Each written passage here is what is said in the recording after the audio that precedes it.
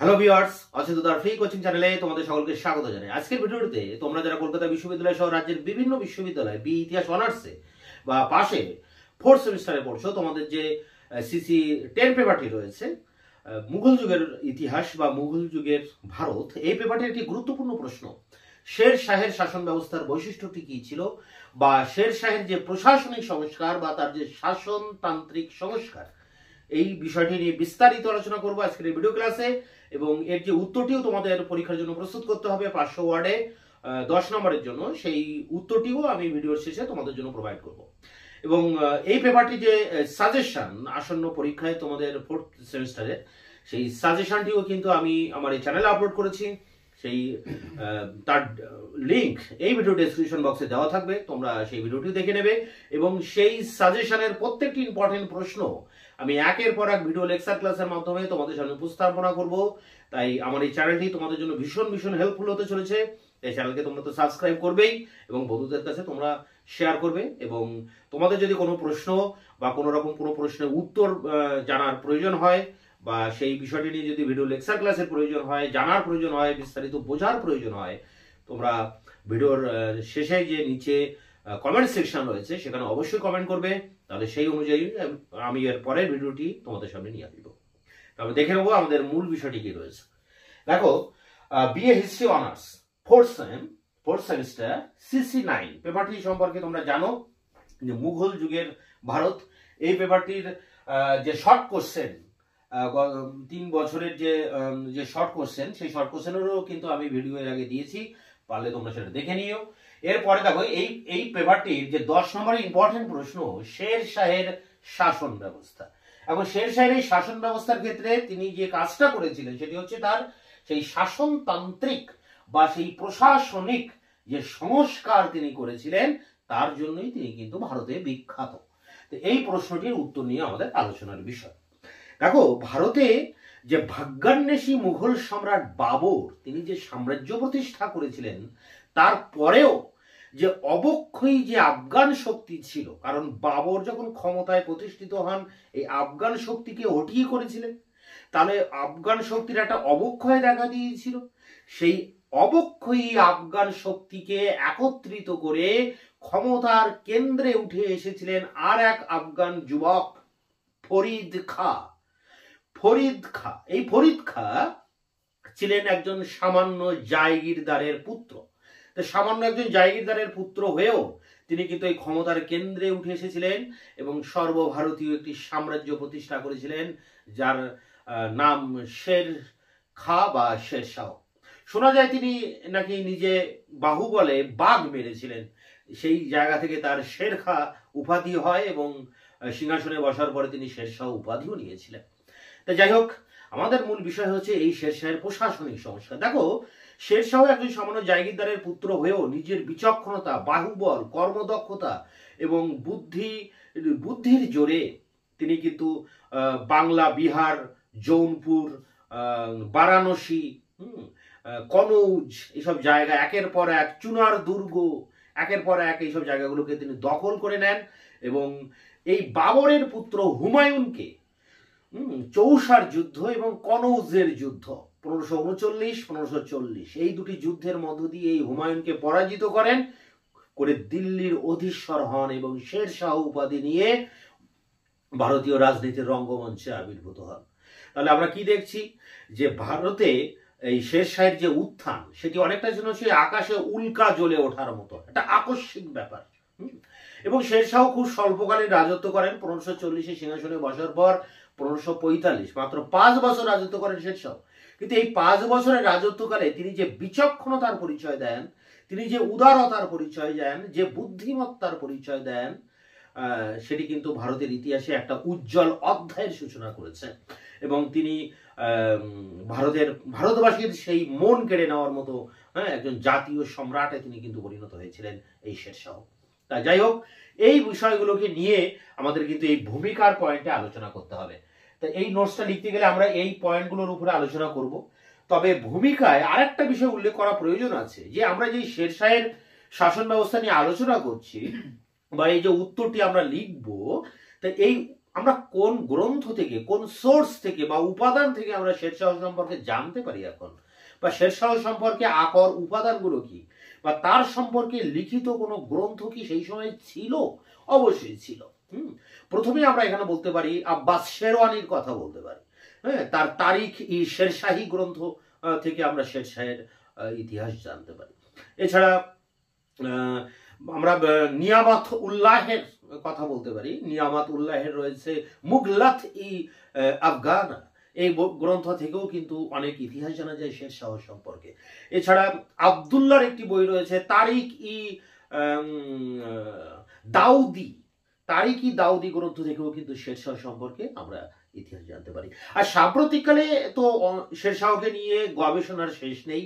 অনেক ইতিহাসবিদ, অনেক ব্রিটিশ ঐতিহাসিকও পর্যন্ত কিন্তু তাকে নিয়ে গবেষণা করেছেন। ভারতীয়দের মধ্যে অনেকেই রয়েছেন, পরমেশ শরণ, যাকে পি শরণ বলতে পারি, ডক্টর কে কে কানুনগোর কথা বলতে পারি, আমাদের ইরফান হাবিবের কথা বলতে পারি, আর পি ত্রিপাঠীর কথা বলতে পারি। বিদেশি ঐতিহাসিকদের মধ্যে ভিনসেন্ট স্মিথ রয়েছেন, পার্সিভ্যাল স্পিয়ার রয়েছেন, রিজভি রয়েছেন, ক্রুক রয়েছেন, উইলিয়াম আর স্কিন রয়েছেন, এলফিন স্টোন রয়েছেন। তো এত সব ঐতিহাসিকরা কিন্তু শেরশাহকে নিয়ে বিস্তারিত গবেষণা করেছেন এবং তার সম্পর্কে নানা রকম মন্তব্য করেছেন। তাই শেরশাহ একজন আলোচ্য ব্যক্তি ভারতীয় ইতিহাসে। তাই শেরশাহ সম্পর্কে আমাদের পড়তে হয়। আমাদের সিলেবাসে শেরশাহ অনেকটা জায়গা জুড়ে বসে রয়েছেন এবং শেরশাহের কিছু কিছু পদক্ষেপ কিন্তু ভারত বিখ্যাত হয়ে গেছে এবং তার কিছু কিছু কাজকর্ম আজও ভারতবর্ষে টিকে রয়েছে। তা যাই হোক, সেটা আমরা পরবর্তীতে আমরা অ্যান্সারের ভিতরে সেই সব বিষয়টা জানবো।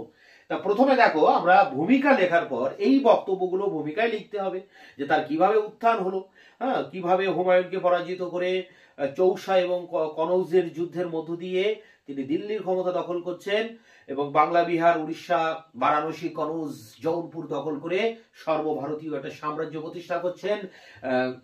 আবু পাহাড় থেকে আবু পাহাড় থেকে এদিকে পূর্ব বাংলা পর্যন্ত বা পূর্ব ভারত পর্যন্ত, হ্যাঁ, বা কাশ্মীর থেকে কন্যাকুমারিকা পর্যন্ত একটা বিস্তৃত ভূখণ্ডের তিনি অধিপতি হচ্ছেন কিভাবে, এই বিষয়টা শর্টকাটে আমরা ভূমিকাতে লিখবো এবং তার সম্পর্কে জানার যে ঐতিহাসিক উপাদানগুলো রয়েছে সেগুলোকেও কিন্তু উল্লেখ করতে হবে। হ্যাঁ, ঐতিহাসিক ডক্টর কে কে কানুনগো বলছেন যে আফগান যত শাসক ভারতবর্ষে রাজত্ব করেছেন তাদের মধ্যে শেরশাহই হচ্ছেন সর্বশ্রেষ্ঠ। তাই এই বিষয়গুলো নিয়ে ভূমিকা। এরপরে আমরা চলে যাব আমাদের মূল পয়েন্টে, আকবরের শেরশাহের শাসন ব্যবস্থা। এই শাসন ব্যবস্থার উপরে প্রথম পয়েন্ট। তা শাসন ব্যবস্থা দেখো, শেরশাহের শাসন ব্যবস্থা এক কথা ছিল প্রজাহিতৈষী। প্রজাদের মঙ্গল সাধন করার জন্য তিনি সদা তৎপর ছিলেন। যেমন অশোক ছিলেন প্রাচীনকালে, ঠিক সেই রকম এই মুঘল যুগের মাঝে এই যে শেরশাহের উত্থান আফগান শক্তির হিসাবে, তার শাসন ব্যবস্থার প্রধান বৈশিষ্ট্য ছিল কিভাবে জনগণের উন্নতি করা যায়, জনগণের ভালো করা যায় এবং জনগণের হিত সাধন করা যায়।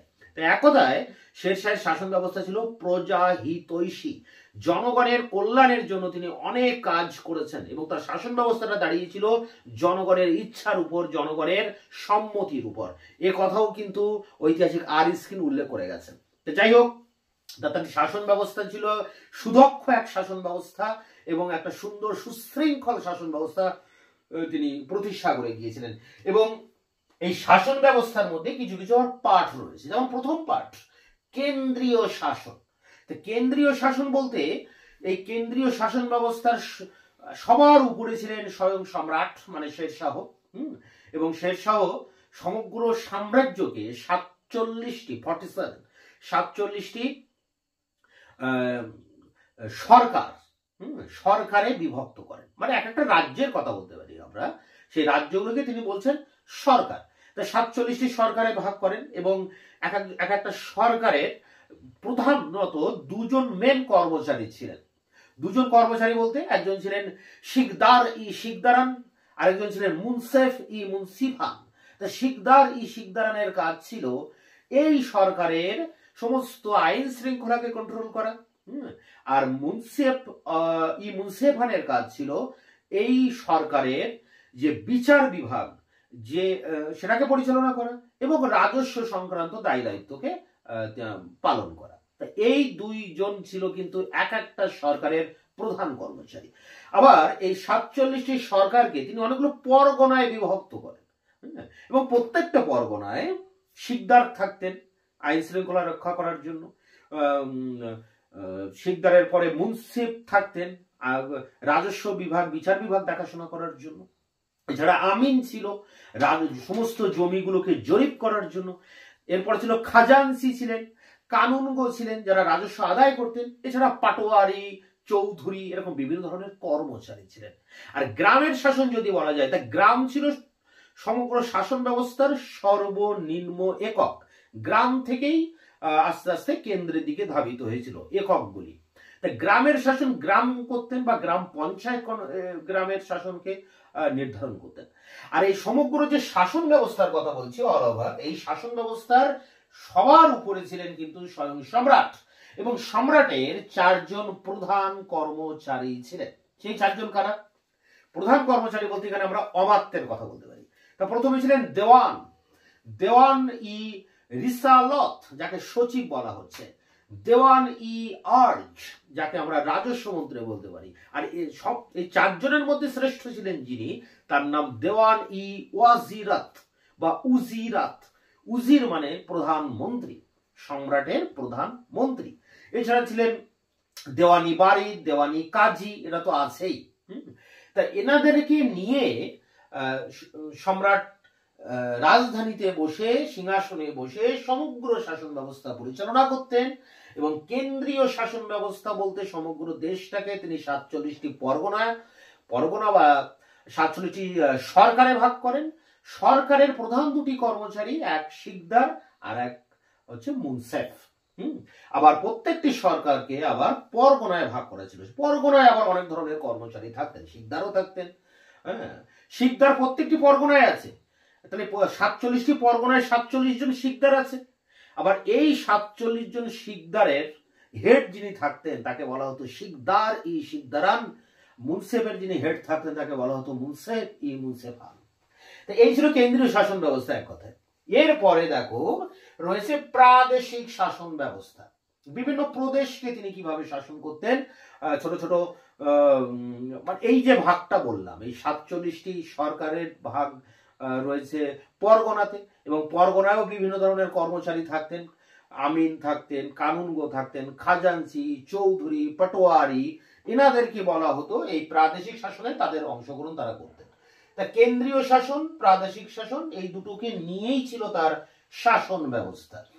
এরপরে দেখো কি রয়েছে, রাজস্ব ব্যবস্থা। তা রাজস্ব ব্যবস্থার ক্ষেত্রে এটুকু বলা যায় যে শেরশাহ সমগ্র দেশের জমিকে জরিপ করে, মাপজোক করে, উৎপাদিকা শক্তি অনুসারে কোন জমিতে কি ধরনের ফসল ফলতে পারে, কতটা ফসল ফলতে পারে, তার উপর ভিত্তি করে তিনি রাজস্ব নির্ধারণ করেন। পি শরণ, তার সম্পর্কে একজন বড় গবেষকের নাম হচ্ছে পি শরণ, মানে পরমেশ শরণ। তিনি বলছেন যে উৎপাদিকা শক্তি অনুসারে শেরশাহ সমগ্র দেশের জমিকে 3 ভাগে ভাগ করেন। প্রথম ভাগ সর্বোৎকৃষ্ট জমি, সরেশ জমি, পরে আছে মাঝারি বা উর্বর জমি, এবং শেষে রয়েছে নরেশ বা নিকৃষ্ট জমি। তা যাই হোক, উৎপাদিকা শক্তি অনুসারে জমির থেকে তিনি 4-এর 1 ভাগ নতুবা 3-এর 1 ভাগ রাজস্ব কিন্তু আদায় করতেন। এবং দেখা যায় যে এই রাজস্ব শস্যের মাধ্যমেও দেওয়া যেত, আবার নগদে অর্থের মাধ্যমেও দেওয়া যেত। এছাড়া জরিমানা, মহাশিলানা, শেষ কর, এরকম একাধিক কর আদায় করতেন। এছাড়া খরা, বন্যা, মহামারী, প্রাকৃতিক দুর্যোগের সময় কিন্তু শস্য মুকুব করে দেওয়া হতো। তবে এই রাজস্ব ব্যবস্থার ক্ষেত্রে শেরশাহর একটা অনবদ্য কৃতিত্ব রয়েছে, যেটা নিয়ে কিন্তু টিকা আসে। তার নাম কবুলিয়াত আর পাট্টা। এ দুটো কি জিনিস দেখো, শেরশাহ এই জমি পরিমাপ করে জমির অধিকার কৃষকদের উপরে দিয়ে দিয়েছিলেন, এবং একটা জমির উপরে সেই জমির দাগ নম্বর কি, সেই জমিতে কত রাজস্ব দেওয়া হবে, এবং সেই জমিটা কার অধিকারে রয়েছে, কোন কৃষকের, তার নাম ধাম ইত্যাদি নিয়ে একটা লিখিত আকারে দলিল একটা জমিকে কেন্দ্র করে সেই জমির যিনি কৃষক তাকে দেওয়া হতো, তাকে আমরা বলছি পাট্টা। বর্তমান দেশেও কিন্তু আমরা দেখি যে বিভিন্ন খাস জমির উপরে যারা বসবাস করে সরকার কিন্তু তাদেরকে পাট্টা দেয়। তাহলে এই পাট্টা ব্যবস্থা কে চালু করছে ভারতবর্ষে? এই শেরশাহ। তাই শেরশাহ এই পাট্টার জনক। যাই হোক, এই পাট্টা তিনি দিচ্ছেন যাকে আমরা বলি টাইটেল ডিড। এরপর কৃষকের কি কাজ? ওই পাট্টা নেওয়ার পর তাকেও অঙ্গীকার করতে হবে যে হ্যাঁ, আমি এই জমিতে এই রাজস্ব দেব সরকারকে। তাহলে কৃষকও একটা অঙ্গীকার করছে সম্রাটের কাছে। এই অঙ্গীকার পত্র কৃষককেও দিতে হতো সরকারের কাছে। তাকে বলা হচ্ছে কবুলিয়ত। কবুল করছেন কৃষক যে হ্যাঁ, আমি এই রাজস্ব দেব। এগ্রিমেন্ট ডিড বলা হয় যাকে। তো এই দুটি ক্ষেত্র বা এই যে কবুলিয়ত আর পাট্টা, তার এই রাজস্ব ব্যবস্থার ক্ষেত্রে শেরশাহের এক অনবদ্য সৃষ্টি বা অনবদ্য পরিকল্পনা পদক্ষেপ। এরপরে কি দেখো রয়েছে বিচার। বিচার ব্যবস্থা দেখো, শেরশাহ ন্যায়, হ্যাঁ, ন্যায় এবং সাম্যের উপর ভিত্তি করে দেশে এক সুদক্ষ নিরপেক্ষ বিচার ব্যবস্থা গড়ে তোলেন এবং সমগ্র বিচার ব্যবস্থা দেখাশোনা করতেন দেওয়ানি কাজী। দেওয়ানি কাজীর কাজ ছিল সমগ্র বিচার ব্যবস্থাকে পরিচালনা করা, আপিলের যে মামলা হতো বা শুনানি হতো সেগুলোকে শুনানি করা, সেগুলো বিচার করা। এছাড়া গ্রামের বিচার তো গ্রাম পঞ্চায়েত করতেনই। শেরশাহ সমগ্র দেশে শান্তি শৃঙ্খলা বজায় রাখার জন্য পুলিশি ব্যবস্থা চালু করেছিলেন। তাহলে আজকে যে আমাদের এই থানা পুলিশ এগুলো আমরা দেখি, এটা কে চালু করেছিলেন? তাহলে মুঘল বা ব্রিটিশ পিরিয়ডে তো ছিলই, কিন্তু তার আগে ভারতবর্ষে প্রথম কে চালু করলো? প্রথম চালু করছেন কিন্তু এই শেরশাহ। হ্যাঁ, পুলিশি ব্যবস্থারও জনক কিন্তু এই শেরশাহ। তা যাই হোক, তা এই সেই সময় যেসব শাস্তির ব্যবস্থা ছিল, বেত্রাঘাত, অঙ্গহানি, জরিমানা, এছাড়া শেরশাহ কিন্তু প্রত্যেক বুধবার নিজে বিচার করতেন। তো এইসব নিয়েছিল এই বিচার ব্যবস্থা। এর পরের পয়েন্টটি দেখে নাও কি রয়েছে। দেখো সামরিক ব্যবস্থা। দেখো, একটা সুদক্ষ শাসন ব্যবস্থা গড়ে তুলতে গেলে, একটা বড় সাম্রাজ্যকে রক্ষা করতে গেলে একটা সামরিক বাহিনী দরকার, শক্তিশালী। শেরশাহ নিজেই একজন বড় সেনাপতি, বিশাল বড় এক বীর তিনি, যার জন্য বাহুবলের মাধ্যমে একজন জায়গিরদারের পুত্র হয়ে এবার একটা জমিদার। তার পিতার জমিদারি ছিল বিহারের শাসা নামে। ছোটবেলা থেকে তার জমিদারি থেকে, তার বাবার পৈতৃক জমিদারি থেকে তাকে হটিয়ে দেওয়া হয়। তার বইমাত্র ভাইয়েরা তাকে হটিয়ে দেয়। সেখান থেকে নানা প্রতিকূলতার মধ্য দিয়ে এই বাহুবলের সাহায্যে তিনি কিন্তু এই ভারত সম্রাট হতে পেরেছিলেন। তাহলে তিনি একজন সুদক্ষ যোদ্ধা। তিনি জানতেন যে সামরিক বাহিনীর গুরুত্ব কতটা। তাই তিনি একটা সুদক্ষ সেনাবাহিনী কিন্তু তৈরি করেছিলেন। তার 1.5 লক্ষ পদাতিক সৈন্য ছিল, 25,000 অশ্বারোহী বাহিনী ছিল, 5,000 হস্তি বাহিনী ছিল, এছাড়া কামান বন্দুক এগুলো তো তার ছিলই। শেরশাহ যোগ্যতা এবং আনুগত্য এই দুটোর উপর পরীক্ষা নিয়ে কিন্তু তার সেনাবাহিনীতে সেনা নিয়োগ করতেন। অযোগ্য লোকেদের দিয়ে সেনাবাহিনী ভরিয়ে রাখেননি তিনি। অন্যান্য সম্রাটদের আমরা যা দেখি প্রাচীনকালে মধ্যযুগে, সেরকম কিন্তু নয়। তিনি সেনাবাহিনীতে দাগ এবং হুলিয়া প্রথা চালু করে দিয়েছিলেন। সেটাও কিন্তু এই দুর্নীতি বন্ধ করার একটা পদক্ষেপ।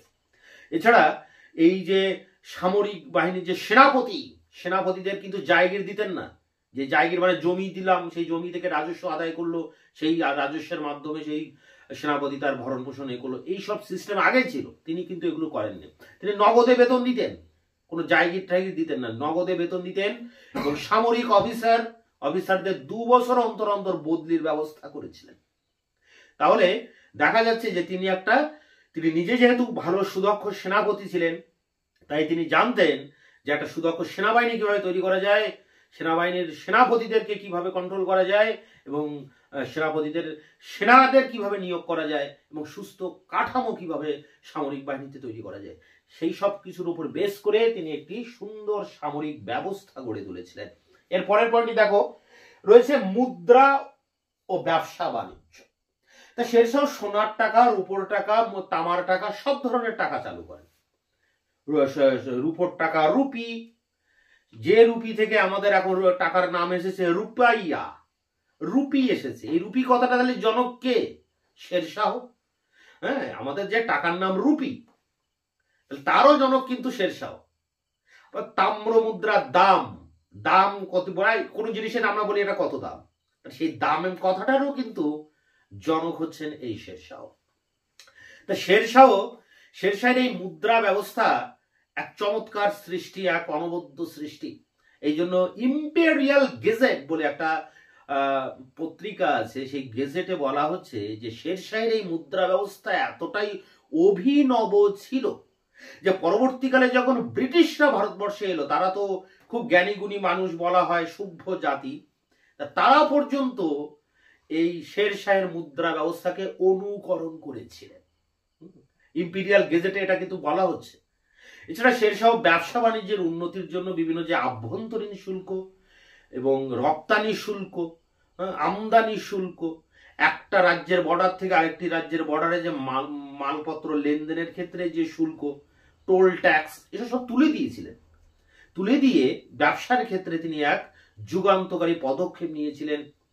ব্যবসায়ীদের নিরাপত্তা দেওয়ার জন্য তিনি কিন্তু অনেক পদক্ষেপ নিয়েছিলেন। তখনকার দিনে দেশে কি হতো, নানা রকম চুরি ডাকাতি হতো, রাস্তাঘাট ছিল নিরাপদ ছিল না, রাস্তাঘাটই ছিল না ঠিকঠাক মতো।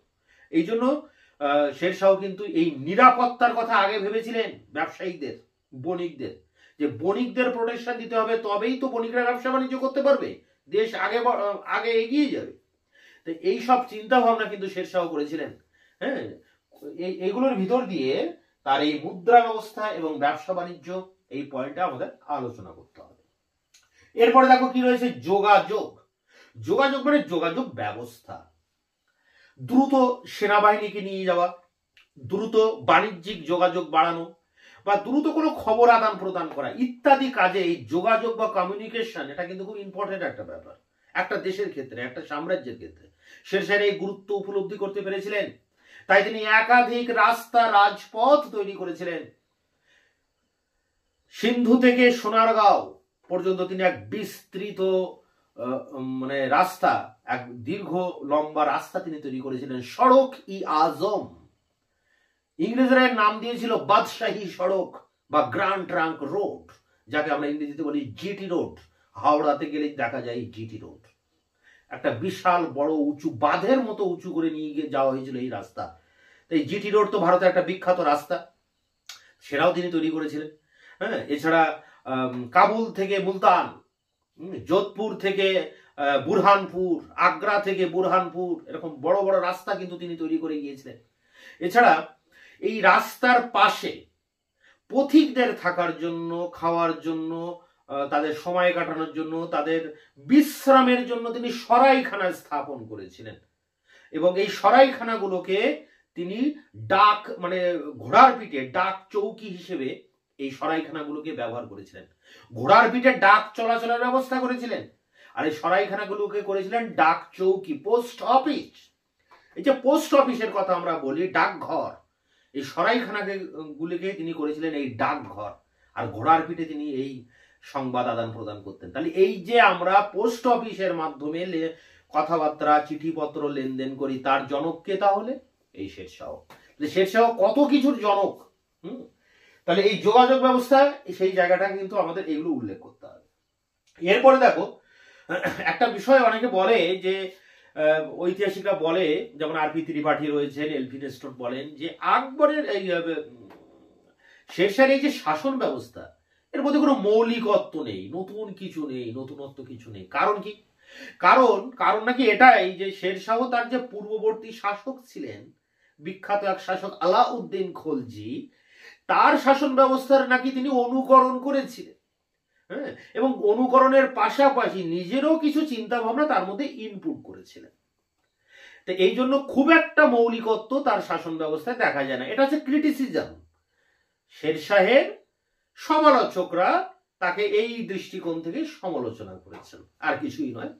তো যাই হোক, এরপরে কিছু কিছু বিদেশি ঐতিহাসিক যেমন রিজভি, তিনি বলছেন, তিনি সরাসরি আকবরের সাথে তুলনা করেছেন শেরশাহকে। মুঘল যুগের শ্রেষ্ঠ সম্রাট আকবর, তার সাথে তুলনা করছেন কাকে? শেরশাহকে। এবং তিনি এটাও বলছেন যে আকবরের সমস্ত শাসন ব্যবস্থা নাকি শেরশাহের অনুকরণ। পরবর্তীকালে যে মুঘল সম্রাট আকবর ক্ষমতায় আসেন, সেই আকবরের যাবতীয় কাজকর্ম, ধর্মনীতিবাদে, রাজপুত নীতিবাদে, আকবরের এই দুটো নীতিবাদে আর যে নীতিটা পড়ে থাকে তার শাসন নীতি, সেই শাসন নীতিটি নাকি সম্পূর্ণটাই শেরশাহের অনুকরণ। অ্যাকচুয়ালি আকবর যে মাপের মানুষ, যে বুদ্ধি বা জ্ঞান বা পণ্ডিত মানুষ, পণ্ডিত মানে যে বিচক্ষণ মানুষ এক কথায়, হ্যাঁ, তার পক্ষে এটা স্বাভাবিক। তার আগের একজন বিচক্ষণ মানে সম্রাট ছিলেন শেরশাহ, তাকে অনুকরণ করাটাই স্বাভাবিক। তো এই কারণে ঐতিহাসিক রিজভি বলছেন যে আকবর ছিলেন শেরশাহের পথপ্রদর্শক। মানে শেরশাহ ছিলেন আকবরের পথপ্রদর্শক। আকবরকে পথ দেখিয়েছেন কে না শেরশাহ। শেরশাহকে বলা হয় আকবরের পথ প্রদর্শক। তা এটা একটা টিকাও আসে অনেক সময় 5 নম্বরে, আগে পুরনো সিলেবাসে আসতো যে শেরশাহকে কি আকবরের পথ প্রদর্শক বলা যায়। এটা নিয়ে অনেক তর্ক বিতর্ক আছে। অনেক ঐতিহাসিকরা বলছে যে হ্যাঁ, অবশ্যই পথ প্রদর্শক বলা যায়, কারণ আকবরের অনেক কিছু শেরশাহের এই সবগুলো থেকে তিনি ধার করে নিয়েছিলেন, বা শেরশাহকে লক্ষ্য করে তিনি তার শাসন ব্যবস্থা পরিচালনা করেছিলেন আকবর। অবশ্য কিছু কিছু ক্ষেত্রে আকবর কিন্তু শেরশাহের থেকে অনেক এগিয়ে ছিলেন, যেমন তার ধর্মনীতির ক্ষেত্রে আকবর অনেক উদারতার পরিচয় দিয়েছিলেন, হিন্দু মুসলিম সমন্বয়ের ক্ষেত্রে অনেক বেশি উদারতার পরিচয় দিয়েছিলেন, যেটা কিন্তু শেরশাহ অতটা দিতে পারেননি। তো এই জায়গায় হচ্ছে তফাৎ। উনি জাতীয় সম্রাট হয়েছেন এই কারণে, শেরশাহ হতে পারেননি, আকবরই হয়েছেন এই কারণে যে মানবতার দিকটাও দেখতে হবে, ধর্ম নিরপেক্ষতার দিকটা দেখতে হবে, জাতীয় ঐক্যবোধের দিকটা দেখতে হবে, যে দিক দিয়ে কিন্তু আকবর অনেক এগিয়ে ছিলেন। তা আকবরের সাথে শেরশাহের কিন্তু একটা তুলনা তোমাদের করতে হবে এই নোটের ভিতরে। এরপরে দেখো শেরশাহের আরেকটা বিষয় উল্লেখ করা প্রয়োজন ছিল, সেটি হচ্ছে এই যে শেরশাহের যে কৃষ্টি কালচারের দিকটা, তার যে সাংস্কৃতিক উৎকর্ষের দিকটা, সেটাও কিন্তু তিনি পিছিয়ে ছিলেন না। তিনি যে ইন্দো পার্শ্বিক যে শিল্পরীতি, তখন কি হতো মুসলিম পিরিয়ডে পারস্য দেশকে অনুকরণ করা হতো। পারস্যের শাসানীয় বংশ ছিল এক বিখ্যাত বংশ, এবং তারা এই শিল্প স্থাপত্যের দিকে তাদের খুব নজর ছিল। তারা একাধিক স্থাপনা তৈরি করেছিলেন এবং তাকে অনুকরণ করতেন ভারতীয় মুসলিম শাসকেরা, এবং সেই শিল্প সংস্কৃতির সাথে ভারতীয় শিল্প সংস্কৃতির একটা মিশ্রণ ঘটে। হ্যাঁ, তাই এটাকে বলা হয় ইন্দো মানে ভারতীয়, আর ওটা পার্শ্বিক। তা ইন্দো পার্শ্বিক একটা শিল্পরীতি, এই শিল্পরীতির অনুকরণ করে গেছে মুঘলরা, সুলতান যুগের সম্রাটরা সবাই, এবং ভারতবর্ষে যত মুসলিম স্থাপনা রয়েছে সবকিছুর ভিতরেই কিন্তু পার্শ্বিক রীতির একটা প্রভাব রয়েছে। এই কারণেই বলা হয় আর কি। তো যাই হোক, এই ইন্দো পার্শ্বিক যে শিল্পরীতির পৃষ্ঠপোষক ছিলেন এই Sher Shah.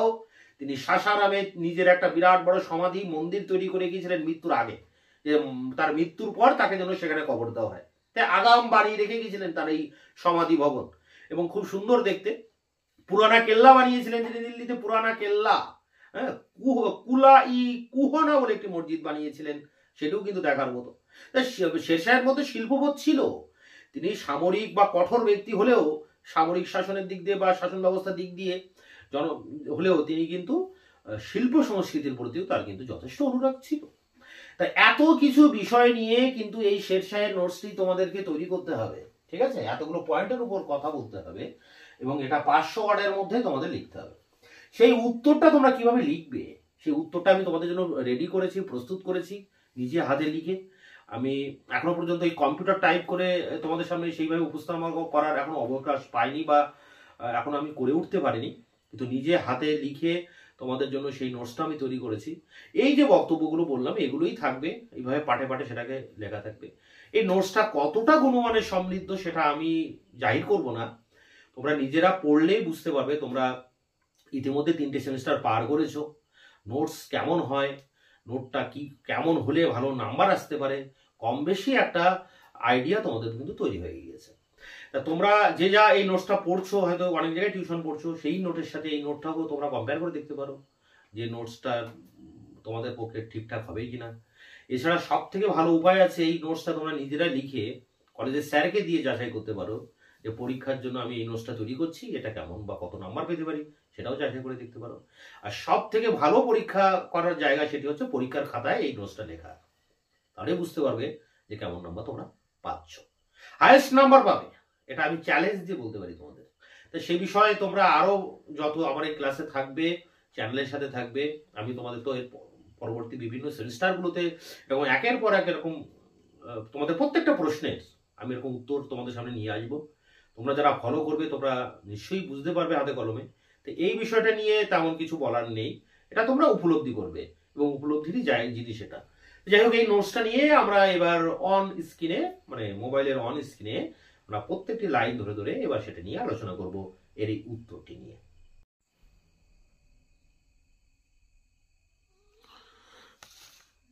BA history honours 4th semester CC 9 শেরশাহের শাসন ব্যবস্থার বৈশিষ্ট্যগুলি আলোচনা করো, অথবা শেরশাহের শাসনতান্ত্রিক ও প্রশাসনিক সংস্কার আলোচনা করো। এটি 10 নম্বরের ইম্পর্টেন্ট একটি প্রশ্ন। যেভাবে উত্তরটি লিখবে তোমরা, ভারতে ভাগ্যান্বেষী মুঘল সম্রাট বাবর কর্তৃক সাম্রাজ্য প্রতিষ্ঠার পরেও অবক্ষয়ী আফগান শক্তিকে সংগঠিত করে ক্ষমতার কেন্দ্রে উঠেছিল আর এক আফগান যুবক ফরিদ খাঁ। পরবর্তীকালে যিনি শের খাঁয়ের সময়সীমা 1472 থেকে 1545 নামে প্রসিদ্ধ হন। সামান্য এক জায়গিরদারের পুত্র হয়েও কেবলমাত্র নিজ প্রতিভা, রাজনৈতিক বিচক্ষণতা ও বাহুবলের মাধ্যমে নানা ভাগ্য বিপর্যয়ের মধ্য দিয়ে শেরশাহ দিল্লি সিংহাসন দখল করেছিলেন। তিনি উদ্যম, কর্মশক্তি ও বুদ্ধি কুশলতায় একের পর এক চুনার, বাংলা, বিহার, বারাণসী, জৌনপুর, কনৌজ প্রভৃতি দখল করে নেন এবং চৌসার যুদ্ধ 1539 এবং বিল্লগ্রাম এর যুদ্ধ 1540 হুমায়ুনকে পরাজিত করে দিল্লির অধীশ্বর হন। শেরশাহ আজমির থেকে আবু পর্যন্ত বিস্তীর্ণ ভূভাগের উপর নিজ আধিপত্য বিস্তার করেন এবং আফগান জাতির কামনা পূর্ণ করতে সক্ষম হন। জেন চৌধুরী তাই বলেছেন যে শেরশাহ ছিলেন one of the most striking and redoubtable figure in medieval Indian history. Sher Shah কেবলমাত্র একজন সমরকুশলী নেতা বা সাম্রাজ্যের প্রতিষ্ঠাতা হিসেবে নয়, একজন প্রজাহিতৈষী সংগঠক, সুশাসক হিসেবেও শেরশাহ ভারত ইতিহাসে স্মরণীয়। শেরশাহ তার শাসন ব্যবস্থার বিস্তৃত বিবরণ পাওয়া যায় আব্বাস শেরওয়ানির তারিক-ই শেরশাহী, নিয়ামত উল্লাহের মখজান ই আফগানা, আবদুল্লাহর তারিক-ই দাউদি, মির্জা হায়দার মুঘলত এর তারিক-ই রশিদি প্রভৃতি গ্রন্থ থেকে। ঐতিহাসিক ইরফান হাবিব বলেছেন, শেরশাহের শাসন ছিল দক্ষ ও আদর্শগত, প্রজা কল্যাণ ছিল এর মূল লক্ষ্য। শেরশাহ নিজেকে প্রজাদের রক্ষক ও অভিভাবক বলে মনে করতেন। পরের প্যারায় দেখো, শেরশাহের প্রশাসনিক ব্যবস্থার অন্যতম দিক হলো তার শাসন সংস্কার। কেন্দ্রীয় শাসন ব্যবস্থার শীর্ষে ছিলেন সম্রাট, যিনি সকল ক্ষমতা ও শক্তির উৎস।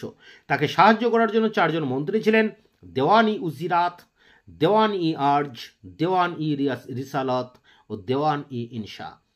এরা যথাক্রমে অর্থ, সেনাবাহিনী, কূটনৈতিক সম্পর্ক এবং সরকারি দলিল রক্ষণাবেক্ষণের কাজ করতেন। এছাড়া দেওয়ানি কাজী এবং প্রধান বিচারপতি ও দেওয়ানি বারিদ বা গুপ্তচর বিভাগের প্রধানের মর্যাদা ছিল মন্ত্রীর অনুরূপ। শেরশাহ এক বিকেন্দ্রীকৃত শাসন গড়েছিলেন, তবে এর প্রকৃতি সম্পর্কে অধ্যাপক কানুনগো এবং পি শরণ কিছুটা ভিন্ন মত পোষণ করেন। প্রাদেশিক শাসন ব্যবস্থার শীর্ষে ছিলেন আমিন ই বাঙ্গালা নামে একজন অসামরিক রাজ প্রতিনিধি।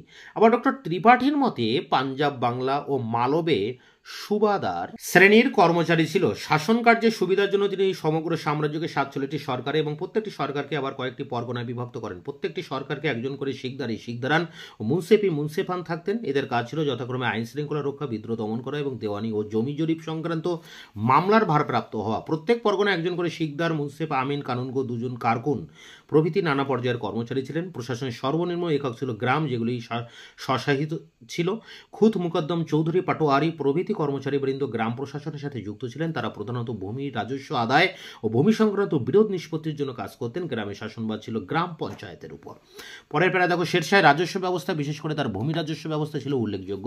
তারিক-ই শেরশাহী গ্রন্থে শেরশাহের কৃষকদের প্রতি সহিষ্ণুতা ও কৃষি উৎপাদনের প্রতি গুরুত্ব উপলব্ধির কথা জানা যায়। মূলত শেরশাহের রাজস্ব নীতির পর্যালোচনা করলে 3টি বৈশিষ্ট্য ধরা পড়ে। প্রথমত, জমির পরিমাপ যথাযথ জরিপের ভিত্তিতে নির্ধারণ।